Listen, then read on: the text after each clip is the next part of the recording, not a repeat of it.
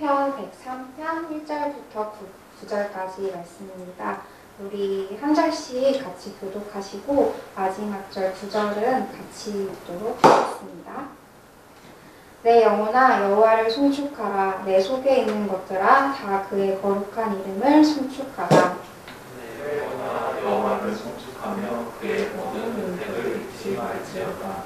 그가 내 모든 죄악을 사하시며 내 모든 병을 고치시며 내 생명을 화면에서 순장하시고 인자와 이별로 나를 시키시며 좋은 것으로 내 소원을 만족하게 하사 내 청춘을 독수리같이 새롭게 하시는도다. 여호와께서 공의로운 일을 하시며 너와 당하는 모든 자를 위하여 심판하시는도다. 그의 행위를 모세에게 그의 행사를 이스라엘 자손에게 알리셨도다. 여호와는 공의를 하시고 은혜로우시며 너희를 도래하시고 인자하시니 풍부하시도다. 같이 읽겠습니다. 자주 경책하지 아니하시며 노를 영원히 끊지 아니하시리로다. 우리가 살다 보면 아는 은혜가 있고 모르는 은혜가 있습니다. 은혜란 무엇입니까? 아무 자격도 없는 우리에게 하나님께서 죄를 용서하시고 구원하시는 아무런 조건 없이 선물로 주신 그런 은혜입니다. 이런 것들을 아는 은혜라고 합니다. 우리가 하나님의 은혜다, 이것은 참 하나님이 나에게 주신 은혜다 라고 고백하는 것들이 저와 성도님들에게 있을 것입니다. 예를 들어 하나님을 만난 것, 그리고 내가 아름다운 자연을 볼 수 있는 것, 이렇게 내가 인지할 수 있는 것들을 아는 은혜라고 정의해봤습니다. 그렇다면 모르는 은혜는 무엇일까요? 모르는 은혜는 그 당시에는 내가 깨닫지 못했지만, 인지하지 못했지만 나중에 시간이 지나고 나서 되돌아보니 하나님의 은혜였구나 라는 것을 고백하는 것을 모르는 은혜라고 저는 생각해봤습니다. 예를 들어서 우리가 상한 음식을 먹고도 괜찮았던 것, 그리고 그때 그 사람을 참 만나지 말았어야 했는데 라고 생각했지만 시간이 지나 보니 그 사람을 만나서 내가 참 이런 게 다행이었구나 라고 생각하는 것들, 내가 길을 잘못 돌아갔지만 결국 그 돌아간 길에서 나에게 좋은 일이 일어났었던 것들, 이렇게 우리가 알게 또 모르게 그 당시에는 또 깨닫지 못했지만 하나님께서 우리에게 우리가 알게 모르게 주시는 그런 은혜들이 다 있었습니다. 그렇다면 우리는 얼마나 그 하나님의 은혜를 찬양하고 선포하고 있을까요? 오늘 우리가 읽은 이 시편을 작성한 사람은 다윗입니다. 여호와를 송축해야 할 이유에 대해서 다윗은 이야기하고 있습니다. 이 시편 103편에는 여호와를 송축하라 라는 단어만 7번이나 고백하고 있습니다. 다른 시편과는 다르게 다윗은 이 시편 103편에서 자신이 먼저 하나님을 송축하고 또 이어서 그 다른 공동체 이스라엘 백성들이 하나님을 송축하도록 요청하는 것이 이 103편의 특징입니다. 하나님을 내가 먼저 예배하는 것입니다. 우리 나 스스로에게 이런 고백을 한번 해봤으면 좋겠습니다. 다윗처럼 우리 다윗이 1절에서 고백한 것처럼 이렇게 한번 같이 고백했으면 좋겠습니다. 내 영혼아 하나님을 찬양하자. 내 영혼아 하나님을 송축하자. 이렇게 한번 고백하시기 바랍니다. 우리가 예배하는 대상이 누구일까요? 바로 하나님이십니다. 그리고 우리는 왜 하나님을 송축해야 하는가라는 어쩌면 너무도 당연하고 근본적인 이 질문에 대해 답을 할 수 있어야 합니다. 먼저 이 송축이라는 말은 찬양하라, 감사하라 라는 의미입니다. 그래서 내가 누군가의 그 권위와 존귀함을 인정하는 행위를 송축하다라고 이야기합니다. 다윗은 여호와를 송축해야 할 이유에 대해서 하나님이 누구시고 이 여호와가 어떤 분이신지를 말하고 있습니다. 1절 하반절 말씀에 보니까 그의 거룩한 이름을 송축하라 라고 다윗은 이야기합니다. 여호와는 거룩한 분이십니다. 여호와의 여러 가지 속성이 있지만 그중 가장 대표되고 또 그 모든 속성을 포괄하는 것이 바로 이 거룩함입니다. 우리의 이름이 다른 사람들에게 우리의 행적을 보여주듯이 거룩한 하나님의 이름은 하나님이 하신 일들을 우리에게 나타냅니다. 오늘 다윗은 본문에서 하나님께서 행하신 일들에 대해서 다음과 같이 고백하고 있습니다. 3절부터 5절까지 말씀에 다윗은 하나님이 자신의 삶에 하신 일들을 고백하고 있는데 그 전에 다윗은 2절 말씀에 이렇게 고백합니다. 내 영혼아 여호와를 송축하며 그의 모든 은택을 잊지 말지어다. 그러면서 1절 말씀에 내 속에 있는 것들아 라고 이야기합니다. 여기서 속에 있는 것들이라는 단어는 원어로 중앙 그리고 내장 등으로 표현되는 단어입니다. 하나님이 지으신 모든 것들, 나의 속에 있는 내 영혼까지도 다 하나님을 찬양해야 한다라는 의미입니다. 이토록 우리가 내 속에 있는 것들을 다하여서 하나님을 찬양해야 할 이유는 무엇일까요? 다윗은 그의 삶의 은혜가 어디로부터 나오는지를 알았습니다. 2절에 그의 은택을 잊지 말지어다 라고 고백하는데 이 잊지 말지어다 라는 말의 반대말은 바로 기억하는 것입니다. 하나님이 자신의 삶에 행하신 이 모든 은택을 다윗은 3절부터 5절까지의 말씀에서 이야기하고 있습니다. 먼저 3절 말씀에서 보듯이 그가 내 모든 죄악을 사하시며 내 모든 병을 고치시며 라고 이야기합니다. 다윗에게 하나님은 나의 죄를 사하시고 또 나의 병을 고치시는 분이었습니다. 아무리 다윗이라고 했을 때 우리가 우와 대단한 믿음의 조상이라고 이야기할지라도 그에게도 무거운 죄의 짐이 있었습니다. 그는 밧세바를 범하고 하나님을 마음껏 찬양할 수 없는 상태일 때도 있었습니다. 우리가 죄를 가지고 있는 상태에서는 하나님을 마음껏 찬양할 수 없습니다. 아무리 하나님을 찬양하는 척 하더라도 내 마음속에 있는 죄 때문에 하나님을 형식적으로 찬양할 뿐 온전히 찬양할 수 없습니다. 왜냐하면 이 죄는 우리와 하나님과의 관계를 가로막고 있기 때문입니다. 혹시 여러분들 가운데 나만 알고 있는 죄들이 있다면 이 시간 지금 회개하기를 소망합니다. 내 안에 남아있는 죄들이 하나님을 찬양하지 못하게 하고 있는 것은 아닌지 돌아보기를 원합니다. 우리가 하나님을 찬양할 수 없는 죄인이니까 그러나 하나님께서 우리를 친구 삼아주시고 자녀 삼아주셔서 하나님을 찬양할 수 있는 자로 부르신 것이 우리에게 큰 은혜입니다. 죄 용서함을 받은 사람, 회개하는 이 사람에게는 하나님께서 인자와 긍휼로 관을 씌우신다고 오늘 4절 말씀에서 이야기하고 있습니다. 이 인자라는 단어는 결코 변치 않는 사랑이라는 뜻이고 긍휼이라는 단어는 특별히 자신의 언약 백성들에게 보이시는 하나님의 속성입니다. 이 관을 씌우다라는 말은 둘러싸다, 에워싸다라는 뜻을 가지고 있는데요. 마치 아들이 아버지의 모든 재산을 다 탕진하고 다시 아버지께 돌아왔을 때 그 아버지는 그 아들을 넓은 품으로 안아주시고 또 음식을 주고 먹을 것을 주며 옷을 입혀주는 그런 일과 같은 것입니다. 이것이 하나님께서 우리에게 보이시는 인자와 긍휼입니다. 이뿐 아니라 5절 말씀에 보니까 하나님은 이렇게 고백합니다. 다윗은 이렇게 고백합니다. 좋은 것으로 내 소원을 만족하게 하사 내 청춘을 독수리같이 새롭게 하시는도다. 여기서 소원이라는 말은 만족하게 하다라는 뜻입니다. 우리의 입을 만족하게 하다라는 뜻입니다.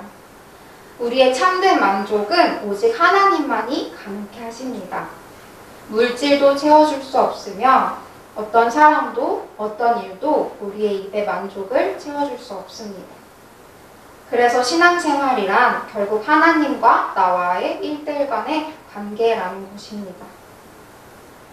하나님을 송축하라 라는 말이 어렵게 들릴 수 있겠지만 사실 이 말은 뭔가 특별한 기교가 필요한 것이 아닙니다. 그저 하나님께서 나에게 하신 일을 기억하는 것입니다. 잊지 않고 기억하는 것입니다. 다윗은 하나님의 은혜를 알았습니다. 그리고 하나님의 은혜를 기억했습니다.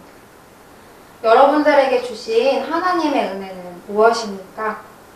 오늘도 새로운 하루를 시작하게 하시고 또 호흡을 주시고 먹이시고 입히시고 또 일하게 하시고 날은 많이 더웠지만 내가 좋은 날씨 가운데서 하나님을 발견하게 하시고 또 이 자리까지 나오게 하신 것이 다 하나님의 은혜인 줄 믿습니다. 내가 눈에 당장 내 앞에 보이는 것이 이루어지는 것이 은혜입니까? 아니면 내가 정말 필요한 것들이 하나님이 들어주시는 것들이 은혜일까요? 물론 그것도 하나님의 은혜입니다. 하지만 오늘 내가 기도를 열심히 하고 다시 내가 삶으로 돌아갔을 때 내 삶은 변하지 않았지만 하나님께서 나와 여전히 함께 하신다. 지금까지 나를 지키신 그 하나님께서 앞으로도 내 문제 속에 내 상황 속에 함께 하실 것이다 라는 것을 아는 것이 더 큰 은혜인 줄 믿습니다. 지금도 우리 하나님께서는 우리가 알게 또 우리가 모르게 은혜로 베풀어 주시고 계십니다. 코로나19를 지내면서 참 당연한 것이 하나도 없었다는 것을 저뿐만 아니라 여러분들도 깨달을 것이라고 생각합니다. 먼저 모이지 못하는 불편함 속에 있습니다. 무언가를 특별하게 하지 않아도 3, 4, 5 모여서 이야기를 하고 같이 그냥 차 한 잔을 마시는 것이 좋았다라는 것을 이제야서 깨닫습니다. 이런 시간들이 거리두기를 하면서 점차 사라지게 되니까 정말 우리 사이 가운데 꼭 마치 거리두기가 생긴 것 같이 정말로 거리가 생긴 것 같은 느낌도 들어서 한편으로는 참 아쉽고 씁쓸하기도 합니다. 사역자로서는 아이들과 함께 율동을 하고 아이들과 함께 소통하면서 말씀을 나누고 하는 것들이 참 귀한 시간이었다라는 것을 깨닫게 됩니다. 그 모든 것이 다 하나님의 은혜였기에 같이 이야기하고 나누고 말씀을 전할 수 있었다라는 것을 깨닫습니다. 하지만 이럴 때일수록 우리가 세상 사람들이 느끼는 그런 코로나 블루라는 어떤 암울한 그런 감정에 우울한 감정들에 휩싸일 것이 아니라 하나님께서 우리에게 행하신 일들을 잊지 않고 앞으로 지금도 우리에게 행하실 일들을 찬양해야겠습니다. 다윗은 이런 자신에게 베푸신 죄사함과 또 병고침과 또 하나님이 주신 인자와 긍휼로 인해서 하나님을 찬양합니다. 그리고 이어서 6절부터 9절까지 말씀에서는 다윗은 자신의 찬양을 넘어서 이제 하나님을 경외하는 모든 자들에게 베푸시는 그 하나님의 은혜에 대해서도 이야기하고 있습니다. 하나님은 다윗이라는 그 한 사람에게만 은혜를 베푸시지 않았습니다. 모든 사람에게 은혜를 베푸십니다. 그리고 지금 우리에게도 은혜를 베풀고 계십니다. 우리 6절 말씀을 같이 한번 읽어보도록 하겠습니다. 시작! 여호와께서 공의로운 일을 행하시며 억압당하는 모든 자를 위하여 심판하시는도다. 여기서 특별히 억압당하는 모든 자를 위하여 라고 나오는데요. 이 말씀은 하나님께서 특별히 다윗에게만 아니라 하나님의 모든 백성들에게, 하나님의 언약 백성들에게 하나님의 공의를 드러내시고 계시다는 것을 의미합니다. 애굽에서 이스라엘은 노예로 살았습니다. 그 고통과 그 신음은 하나님의 귀에 들렸습니다. 하나님은 모르실 수가 없었습니다. 그래서 하나님께서는 이스라엘의 편이 되시기로 하셨습니다. 이스라엘을 억압했던 그 애굽 군대들은 모두 홍해에서 죽었습니다. 하나님께서는 그 홍해를 가르셨고 또 아무것도 없는 그 광야에서 먹을 것과 마실 것을 주셨습니다. 이스라엘은 이렇게 하나님께 아는 은혜를 많이 경험한 자들입니다. 우리가 하는 찬송은 하나님의 이 은혜에 대한 당연한 우리의 응답입니다.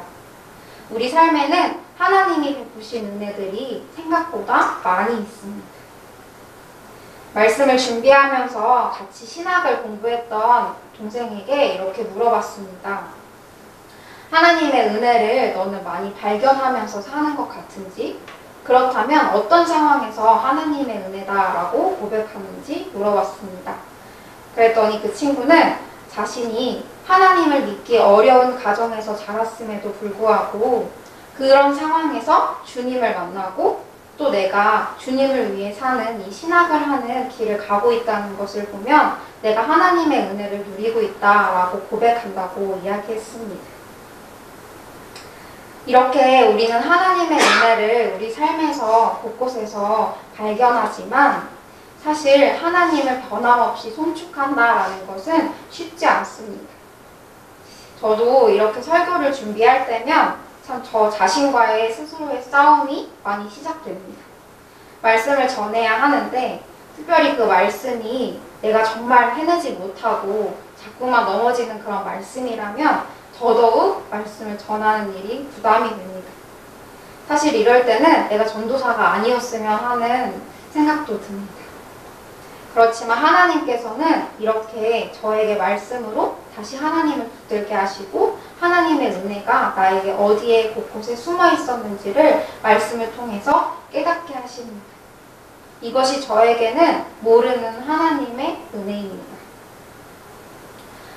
7절부터 9절까지의 배경이 되는 말씀은 출애굽기 34장에 나오는 금송아지 숭배 사건입니다. 이스라엘이 금송아지를 만들어서 우상 숭배를 하는 모습을 본 모세는 하나님께 받은 그 십계명 두 돌판을 깨뜨렸습니다. 이 모습을 본 하나님께서는 이스라엘을 진멸하시려 합니다. 하나님과 이스라엘 백성 사이에서 모세의 기분이 어땠을까라고 생각해보니 정말 그 돌판을 깨뜨리고도 남았을 것이라는 생각이 들었습니다. 하나님께서 이스라엘을 진멸하시겠다라는 이 말씀도 100번, 1000번 옳은 말씀이었습니다.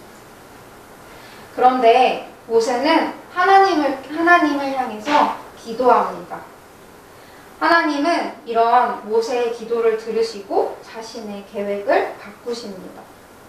그러면서 하나님께서 모세에게 자신이 어떤 분이신지, 여호와가 어떤 분이신지를 오늘 8절 말씀처럼 설명하셨습니다. 우리 8절 말씀을 함께 읽어보도록 하겠습니다. 시작! 여호와는 긍휼이 많으시고 은혜로우시며 노하기를 더디하시고 인자하심이 풍부하시도다. 하나님께서는 죄에 대한 대가로 형제가 형제를 죽이게 하셨습니다. 하지만 진멸하시지는 않았습니다. 하나님께서는 긍휼이 많으시고 은혜로우시며 노하기를 더디하시고 인자하심이 풍부하셔서 이런 하나님의 성품을 알았던 모세의 기도를 들으시고 하나님은 자기의 계획을 바꾸셨습니다. 금송아지 사건뿐 아니라 모세의 인생은 이런 하나님의 인자와 긍휼을 체험한 삶이었습니다. 9절 말씀에 자주 경책하지 아니하시며 라고 말하는 이 경책이라는 단어는 정신을 차리도록 꾸짖는 것을 의미합니다. 이스라엘을 진멸하시려는 계획을 번복할 만큼 하나님께서는 백성들을 향한 이 인자가 아주 크셨습니다. 이것이 다 하나님의 은혜가 아니고서는 불가능한 일이었습니다. 모세는 이런 하나님의 성품을 알았습니다. 자신의 거룩한 백성을 향한 하나님의 사랑이 얼마나 큰지 자기 백성을 버리지 아니하시고 또 자신의 약속을 신실하게 지키실 그 하나님을 알았습니다. 그래서 모세는 하나님께 엎드려 구했습니다. 이것이 바로 아는 은혜의 힘입니다. 모세는 이스라엘 백성을 구하려다가 살인을 저질렀던 사람이기도 합니다. 하지만 하나님께서는 이런 모세를 부르셔서 이스라엘을 구하는 자로 사용하셨습니다. 말하는 것도 부족하고 자신의 과거를 생각하면 할 수 없다라고 이야기하는 모세를 향해 하나님은 평아론을 붙이시고 또 여러 가지 기적을 행하심으로써 장정 60만이나 되는 그런 60만 이상이나 되는 사람들을 모세를 앞세워서 출애굽시키셨습니다. 60만이라는 이 숫자가 얼마나 대단한지 지금 우리가 살고 있는 이 교회 근처 노원구, 성북구, 도봉구 사람들이 다 모이면 100만 명 정도 된다고 합니다. 아마 이 정도를 생각해보면 어마어마한 숫자라고 가늠이 됩니다. 하나님은 이런 많은 사람들을 모세 한 사람을 통해 이끌어내셨습니다. 이런 자신의 과거를 생각하고 아직도 나는 부족한 사람이며 하나님을 찬양할 수 없는 사람이라고 말하는 이 모세의 인생을 바꾸어 놓으셨습니다. 자신의 인생을 돌아보았을 때 이것이 하나님의 은혜가 아니라고 말할 수 없었을 것입니다. 모세는 이런 하나님의 인자와 긍휼을 경험하고 백성 이스라엘을 위해 기도할 수 있었던 것입니다. 이처럼 하나님이 하신 일에 대한 믿음이 있으면 하나님이 하실 일도 우리는 믿음이 생길 수 있습니다. 지금을 살아가는 우리는 어떠한지 돌아보길 원합니다. 모세에게 하나님의 은혜의 경험이 없었다면 어떻게 살았을까요? 아마 평생을 자기는 그냥 누군가를 죽인 살인자로 그 자책감에 빠져서 후우적거리면서 그저 그렇게 인생이 끝났을지도 모르겠습니다. 그러나 모세는 이스라엘 백성들과 함께 이 하나님의 은혜를 경험했습니다. 모세에게, 다윗에게, 그리고 그 전에 우리 조상 아브라함과 이삭과 야곱에게 하신 그 하나님이 행하신 모든 일들은 곧 우리에게도 하실 일들입니다. 그래서 우리는 말씀을 통해 하나님이 어떤 일을 하셨는지를 먼저 알아야 합니다. 갈렙은 하나님의 은혜를 아는 자였습니다. 그는 여호수아와 함께 가나안 땅을 정탐하고 난 후에 그 가나안 땅을 믿음의 눈으로 바라보았던 사람입니다. 하나님께서 주시겠다고 하시면 그 땅에 그 어느 키 크고 무서운 무시무시한 거인이 있을지라도 어떠한 커다란 성벽이 있을지라도 그것은 아무런 문제가 되지 않겠다라고 고백했던 사람입니다. 그래서 이제도 시간이 많이 지나서도 갈렙은 하나님이 함께 하시면 내가 하나님께서 약속하신 그 땅을 차지할 수 있습니다 라는 고백을 할 수 있는 것입니다. 우리에게도 이런 고백이 있길 소망합니다. 성경에 나와 있진 않지만 갈렙의 믿음의 고백을 들은 주변 사람들은 과연 어땠을까요? 물론 누군가는 말도 안 된다.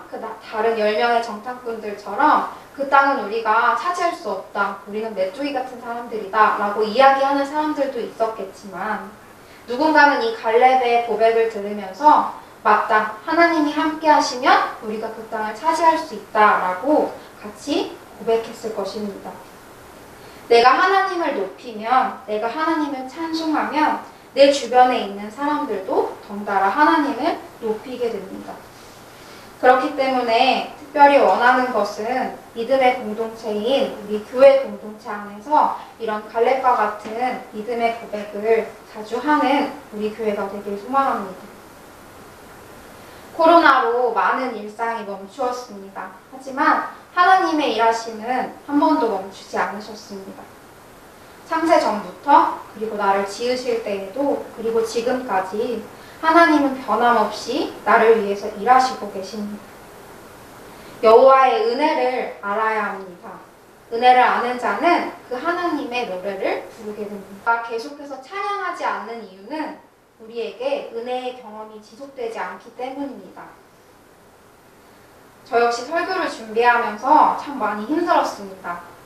말씀을 정했는데 하나님이 도대체 이 말씀을 통해서 저에게 주시고자 하는 말씀이 무엇인지, 또 성도님들과 함께 나누어야 할 말씀이 무엇인지 알게 해달라고 계속해서 읽고 계속해서 기도했지만 사실 쉽지 않았습니다.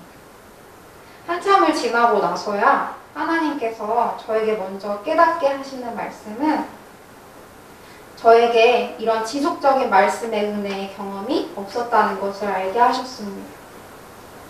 내가 어느 땐가 한번 받았던, 어느 땐가 하나님께 정말 이것이 하나님의 은혜입니다 라고 하고 받았던 그 은혜의 기억들로 계속 내가 먹고 살고 있는 그런 가난한 영혼이었음을 발견하게 하셨습니다.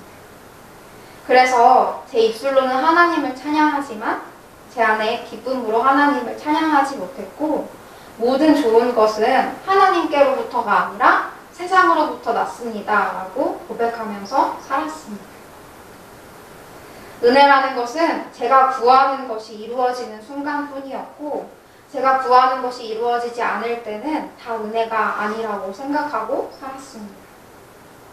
그렇지만 하나님께서 오늘 이런 부족한 저를 통해서도 말씀하시는 것은 내가 아는 것과 또 내가 몰랐지만 하나님이 그때도 여전히 나에게 베푸시고 계셨던 모든 은혜의 순간들을 알려주셨습니다.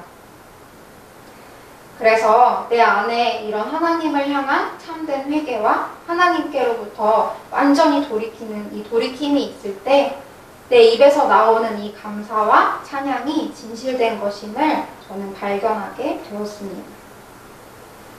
오늘 이 시편 말씀은 저뿐 아니라 여러분들에게도 동일하게 하나님께서 말씀하시고 계시는 줄 압니다. 이 말씀을 듣고 누군가는 대수롭지 않게 여길 수도 있습니다. 그리고 누군가는 마음에 새길 수도 있습니다. 말씀 속에서 한 단어라도 마음에 새기는 자에게는 오늘도 말씀의 경험이 나에게 지속적으로 이루어지는 것입니다. 사실 몸이나 마음이 너무 지치고 힘들 때는 목사님께서 혹은 제가 전도사님이 어떤 말씀을 선포해도 들리지 않을 때가 있습니다. 그러면 그럴 때마다 이렇게 한번 고백해봤으면 좋겠습니다. 오늘 다윗이 고백한 것처럼 내 영혼아 여호와를 송축하라. 내 속에 있는 것들아 다 그의 거룩한 이름을 송축하라. 내 영혼아 여호와를 송축하며 그의 모든 은택을 잊지 말지어다. 자신 스스로를 향해 이렇게 먼저 고백하는 여러분들이 되었으면 좋겠습니다. 하나님께서는 우리의 슬픔에도 기쁨에도 고통에도 다 함께 계십니다. 그래서 이 아는 은혜와 모르는 은혜를 우리에게 모두 주셨습니다. 하루를 평범하게 산다라는 것이 참 힘든 시대가 되었습니다. 지금은 어떤 은혜가 여러분들을 살아가게 하고 계십니까? 혹시 여러분들 가운데 나는 이 아는 은혜로 살아가는 분들이 계시다면 이 은혜의 경험을 지속할 수 있기를 바랍니다. 그리고 나에게 주시고 계셨던 이 모르는 은혜에도 감사할 수 있기를 바랍니다. 혹시 내가 모르는 은혜로만 살았다면 내가 받은 은혜들이 정말로 얼마나 큰 것이었는지를 깨닫고 이제는 아는 은혜의 자리를, 내가 고백하는 은혜의 자리로 나아갈 수 있기를 바랍니다. 말씀이 살아서 정말 나에게 말씀하시고 나를 변화시키는 이 은혜의 경험을 지속할 수 있기를 바랍니다.